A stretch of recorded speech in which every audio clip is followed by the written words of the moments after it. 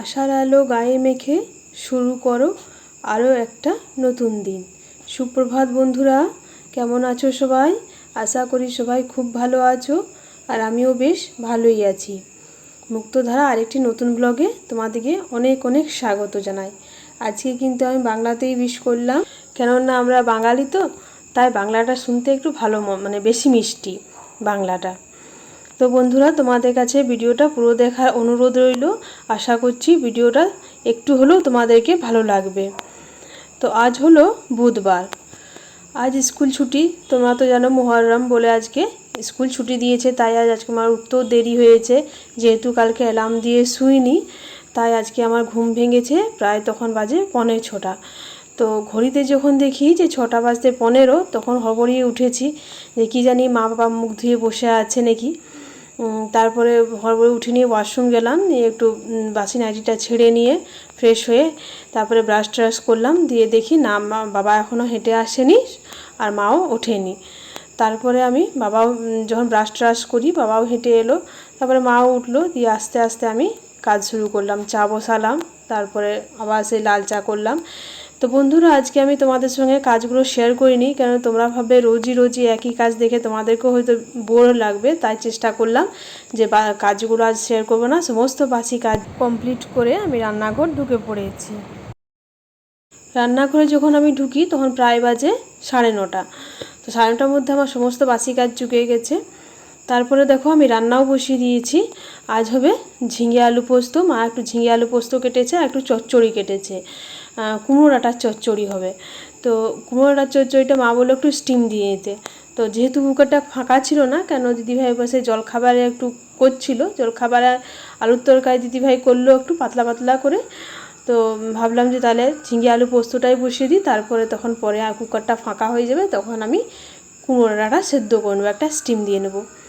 তাই দেখো আমি প্রথমে আলুগুলো ভেজে নিচ্ছি, ঝিঙে আলু পোস্ত প্রথমে আলুগুলো ভেজে নিচ্ছি, তারপরে একটু ভাজা হয়ে গেলে পোস্তটা দিয়ে দেবো। আজকে ছেলেগুলোর জন্য আর রুটি পরোটা করলাম না, ওদেরকে জিজ্ঞেস করলাম, তো বললো না রুটি পরোটা খাবো না। তাই ভাবলাম একটু আলুর তরকারি করি, আর শসা আছে, পেঁয়াজ আছে, চানাচুর দিয়ে একটু মুড়ি দিয়ে দেবো। তো ছেলেগুলোকে মেখে দিলে খেয়ে নেবে, অসুবিধে নেই। তাই দেখো দিদিভাই বসে আলুর তরকারিটা ছোটো কড়াইটাতে বসাচ্ছে, আর আমি এই পাশে ঝিঙে আলু পোস্তটা বসাচ্ছি। পোস্তটাও ভিজিয়ে দিয়েছি খানিকক্ষণ আগে, পোস্তটা একটু ভালো করে ভিজিয়ে তাহলে বাড়তে সুবিধে হয়, তাই পোস্তটাও ভিজিয়ে দিয়েছি। আর পোস্তটা ভিজিয়ে নিয়েই আমি ঝিঙে আলু পোস্তটা বসালাম। আর আজকে মাছ তো আছেই, তো আজ হবে আমাদের ঝিঙে আলু পোস্ত, কুমড়োটা আলু বেগুন দিয়ে একটু চচ্চড়ি করব, আর মাছ হবে, আর ডাল আর ভাত, আর আম আছে, আম কেটে দেবো। তো দেখো আমার আলুগুলো ভাজা হয়ে গেছে, তারপরে আমি এই ঝিঙেগুলো দিয়ে দিলাম।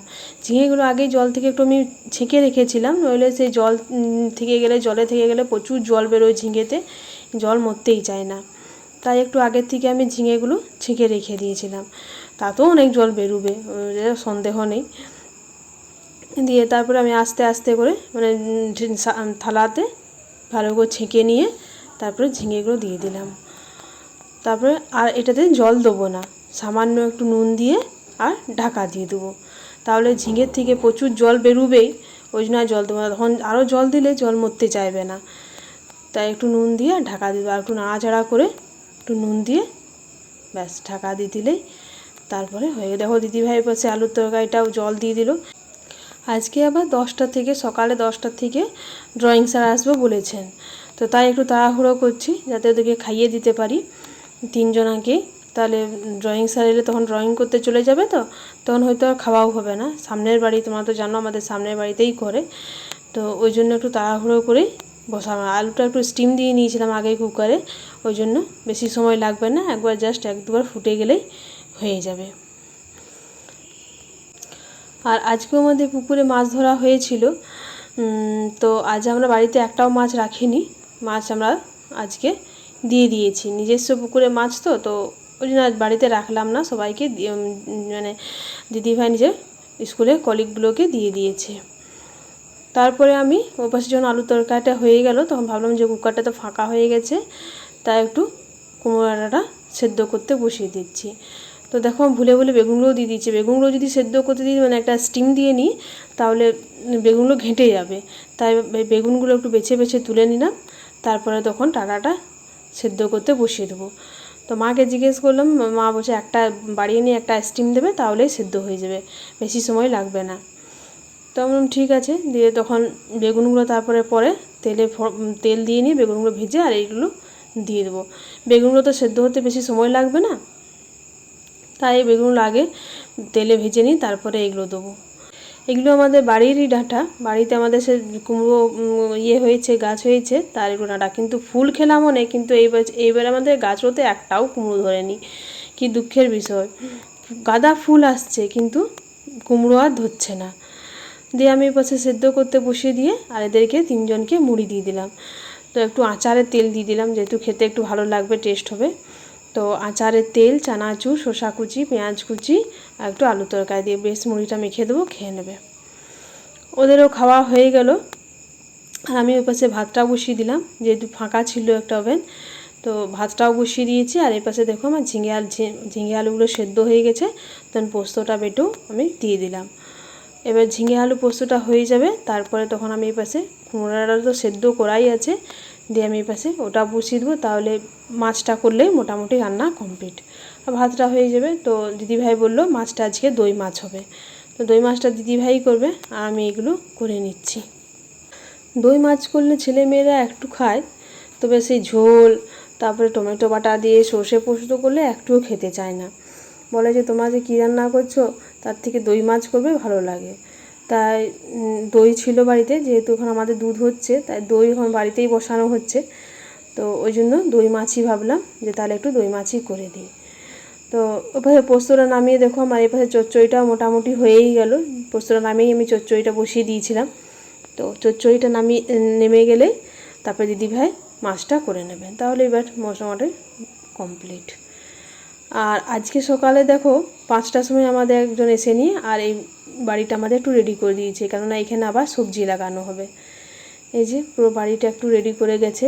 তোমাদের সঙ্গে সেদিন শেয়ার করেছিলাম যে আমাদের বাঁধাকপির বীজ আনা হয়েছে, উচ্ছে, তারপরে আরও অনেক কিছু তোমাদেরকে দেখালাম, এখন ঠিক আমারও মনে পড়ছে না কী কী সব ছিল। বাঁধাকপি ছিল, উচ্ছে ছিল, ভেন্ডি ছিল মনে হয়, আর সব কী কী ছিল। তো যাই হোক ওইগুলো আনা হয়েছে, তোমাদেরকে দেখিয়েছিলাম, শেয়ার করেছিলাম। তো ওইগুলোর জন্য আমাদের বাড়িটা একটু রেডি করা হলো, যে এরপর ওগুলোও লাগানো হবে। আর দেখো এই পাশে আমাদের বেগুন গাছগুলো লাগানো হয়েছে ঠিকই, কিন্তু জানো তো সব পোকাতে খেয়ে দিয়েছে বেগুন গাছগুলো, এবারে সেরকম ভালো হলো না। দেখো একটা পেঁপে গাছটাও কি সুন্দর হয়েছে দেখতে, কিন্তু গাছগুলো ভালোই লাগে। তারপরে আমাদের দুপুরে সবারই রান্নাবান্না হয়ে আমার একটু বাজারে আজকে কাজ ছিল, আর আমার ছেলেরও আজকে একটু টিউশন ছিল। তো ভাবলাম ওকে টিউশনের পাশে দিয়ে দেবো আর আমি একটু বাজারে কাজটা করে চলে আসব। তো তাই দেখো আমি রেডি হয়ে গেছি আর আমার ছেলেও রেডি হয়ে গেছে। তো ওর বিকেল 5টা থেকে টিউশন, তো আমরা 4:30 নাগাদ বাড়ির থেকে বেরিয়ে যাচ্ছি। ওকে টিউশনে ছেড়ে দিয়ে আর আমি বাজার ঢুকবো। তো আমিও রেডি হয়ে গেছি, আমার ছেলেও রেডি হয়ে গেছে, আমার বর এখন রেডি হচ্ছে। তাই এবার আমি জুতোটা পরে নিচ্ছি, তারপরে বেরিয়ে যাব। আজ আবার মুহররম, তো কে জানে বাজারে খুব ভিড় পাবো না, বাজার কেমন অবস্থা থাকবে বুঝতেও পারছি না। তবে হ্যাঁ, শুনলাম যে প্রচুর নাকি ভিড় হবে। দেখো এই পাশে আমরা বেরিয়ে গেছি, আর হাওয়াটা যা সুন্দর দিচ্ছে না, দারুণ লাগছে হাওয়াটা।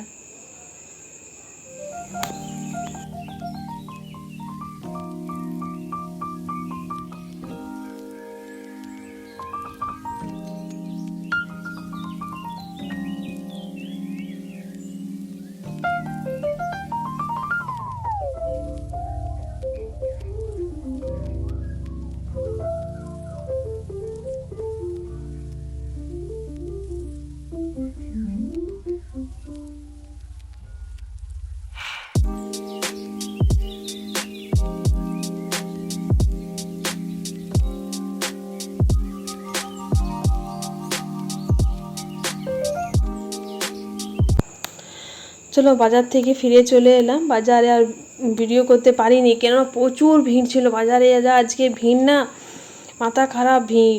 তো ওই জন্য ফোনটা বার করার সাহস হলো না।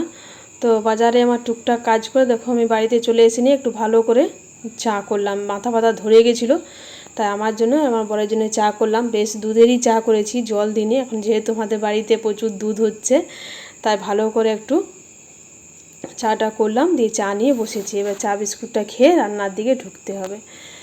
আর দেখো আমি বাজারে আজকে কী কিনলাম। এই একটু চিলি সসটা আমার ছেলে শেষ হয়ে গেছিলো। ও তো তোমরা তো জানো, ও তো সেই চিলি সস ছাড়া খায় না, টমেটো সসও খায় না। তাই জন্য একটু চিলি সস নিলাম। আমন্ডটাও শেষ হয়ে গেছিলো, আমন্ডটা নিলাম। আর এই ম্যাথ বুকটা ও টিউশন স্যার ওকে কিনতে বলেছিলেন, তো ওই জন্য সুব্রত দত্তর ম্যাথ বইটা নেওয়া হলো 6-এর। আর আমার এই সানস্ক্রিনটা শেষ হয়ে গেছিলো, সানস্ক্রিনটা নিলাম। আর ফেস ওয়াশটা নিলাম, আর নাইট ক্রিমটাও শেষ হয়ে গেছিলো, তো ওইগুলো নিলাম। আর বিশেষ কাজ ছিল না, এগুলো টুকটাক নিয়ে চলে এলাম। প্রচুর ভিড়ের জন্য আর থাকতে পারলাম না, তো ওই জন্য এগুলো কেনাকাটা করেই চলে এসেছি। চলো এবার রান্নাবান্নার দিকে ঢুকি, কাজটা আরম্ভ করি। এখনও কিছুই হয়নি আমার। তো ঠিক আছে বন্ধুরা, তাহলে আজকে ব্লগটা আমি এই পর্যন্তই রাখছি। তোমাদের যদি আমার ব্লগটি একটু হলেও ভালো লেগে থাকে, তাহলে প্লিজ একটি লাইক করো, কমেন্ট করো। আর যদিও কেউ আমার ব্লগের নতুন ভিউয়ার্স হচ্ছ, তাহলে চ্যানেলটি সাবস্ক্রাইব করে পাশে থেকো। কাল আবার চলে আসবো একটি নতুন ব্লগ নিয়ে। সবাই ভালো থেকো, পাশে থেকো, সুস্থ থাকো। টাটা।